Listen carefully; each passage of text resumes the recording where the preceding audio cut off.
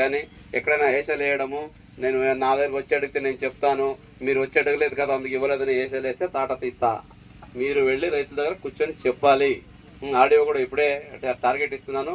ఆ తిరువూరు డివిజన్లో ఉన్న ప్రతి ఒక్క విలేజ్కి వెళ్ళి అవేర్నెస్ మీరే కల్పించాలి. మీ స్టాఫ్కి టార్గెట్ ఇవ్వండి. నేను మళ్ళీ ఇంకొకసారి ఏదో ఒక విలేజ్ ర్యాండమ్కి వెళ్ళి ఒక రైతుని పిలిపించి అడుగుతాను.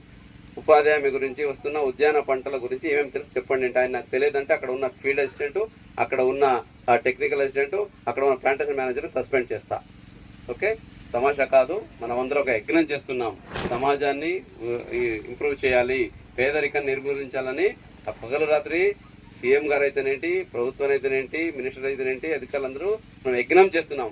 ఈ యజ్ఞానికి ఎవరైనా భంగం కల్పించాలని ఆలోచించినా కూడా జాగ్రత్త, ఖబర్దారు. ప్రతి ఒక్కరికి రైతే ముందు మనకి ఇంపార్టెంట్. రైతుకు కావాల్సిన అన్ని రకాల సదుపాయాలు, ఆయనకు కావాల్సిన అవసరాలు, ఆయనకు కావాల్సిన ఇన్ఫర్మేషన్ ఇచ్చి ఆయన ముందుకు తీసుకెళ్లే బాధ్యత మన అందరి మీద ఉంది.